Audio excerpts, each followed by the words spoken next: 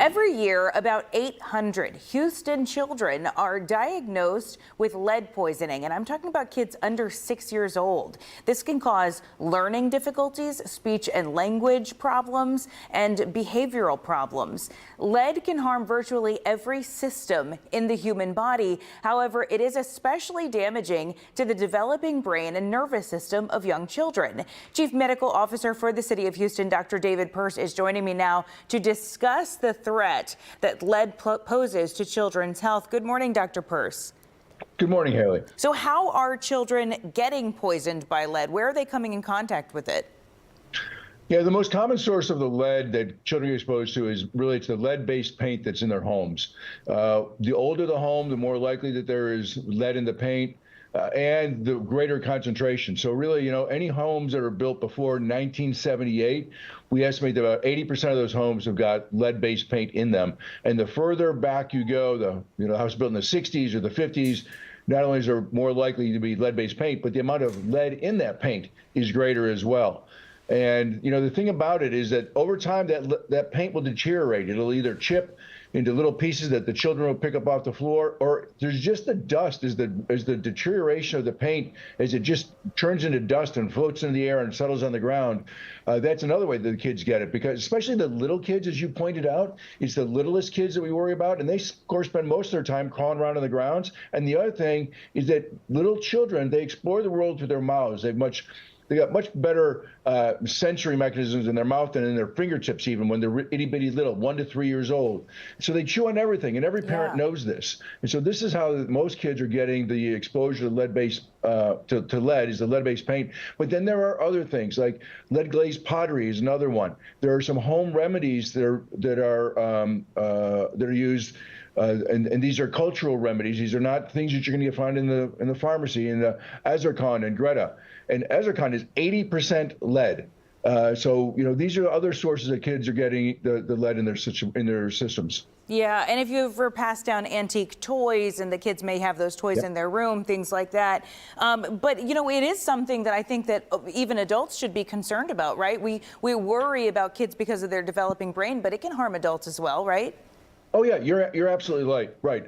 First of all, there's no safe level of lead. It is absolutely a toxin in our body, regardless of your age. You're absolutely right about that. Yeah. What would some lead poisoning symptoms be? What could parents recognize that this might be what is happening to their child?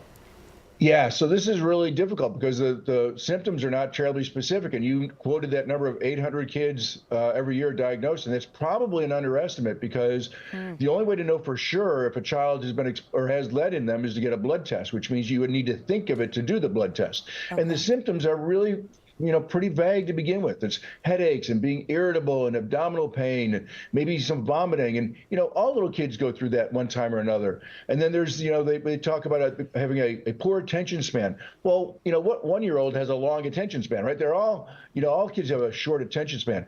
It's not until the learning difficulties and the slowed speech development and the intellectual progress is slowed down that very often we notice it.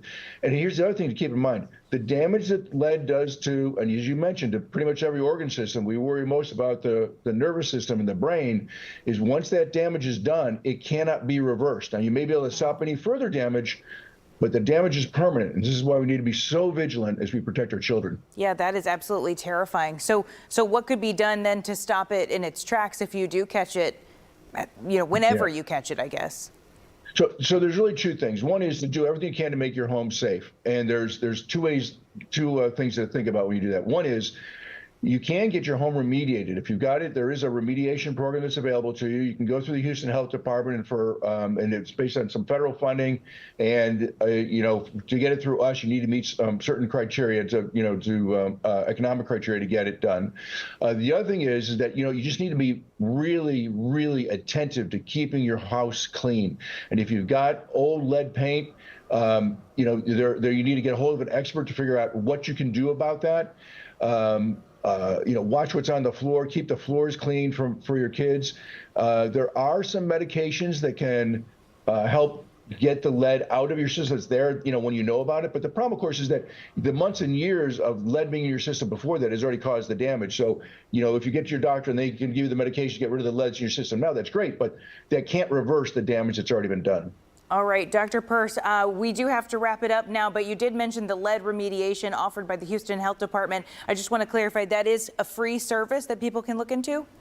Yeah, it's free. It's based on federal grants, so you have to qualify for it in order to get it for free. But if you call our number at 832-393-5141, we'll talk to you and find out if you qualify. And if you don't qualify for the free federal program, we'll be able to help you out in other ways that you may be able to get your house remediated. Excellent information this morning, Dr. Persse. We appreciate having you on this morning. Thank you so much.